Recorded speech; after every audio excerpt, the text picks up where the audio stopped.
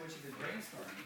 And what you guys should be doing is sort of looking at how your brainstorming will add into some of the points. However, successful R&D. So, for example, Saya's group came up with the idea that they'll get new customers.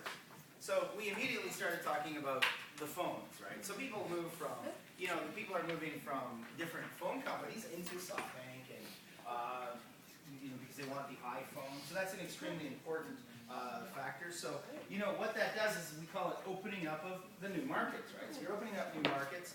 And if you think about it, hybrid cars. We also talked about hybrid cars in that group. So, for example, Daihatsu does not have the hybrid car, but Toyota does. The interesting thing about hybrid cars are the prices.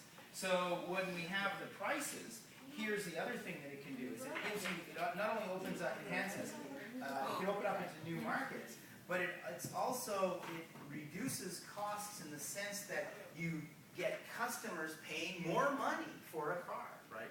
You've got them paying more money for a car. So Toyota is, of course, the owner of Daihatsu. They're, the kind of co-guy shop, but they'll always try to get the customers from Daihatsu because it's a more expensive car. So what I want you guys to do is sort of try to mend those together. I'm going to ask, in 1 minute, I'm going to ask you guys to sort of give me some more ideas. Remember, here's where we're talking about advantage, competitive advantage. Who was the competitive advantage professor from Harvard? Came up with the idea? Anybody? Famous professor, competitive advantage? You must know. Competitive advantage. His name? Porter! Thank you, Michael Porter. Point that. So Michael Porter, right? So Michael Porter's competitive advantage, and here we're looking at it. What does R&D do? It gives the companies that competitive advantage. Think about companies we know. Think about SoftBank. Think about the iPhone, right? And here we've got iPhone into trend. Now, it doesn't always work. BlackBerry was quite popular. There's one student I know who loves his BlackBerry. He's always in the ozone. Maybe you know him.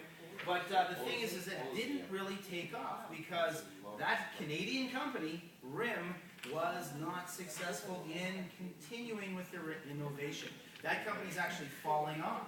And Apple watched what was going on with BlackBerry, followed it, and took over RIM. I mean market share. So RIM is really on the way down because of lack of innovation, in my opinion. But anyway, so take a look at some of that. And each group, please come up with 1 or 2 ideas, thinking about companies and thinking about how innovation helps companies with R&D. How does it help? So, research and development, of course, right? So each group, please come up with 1 idea. Just tell us something that it does. And remember that on page 270, it'll give you help. This is the upper part of 270. The lower part shows some problems, things that don't work, and there are a lot of examples of failure with R&D, so you have to be careful. So again, page 270, everybody try to come up with 1 short, small idea.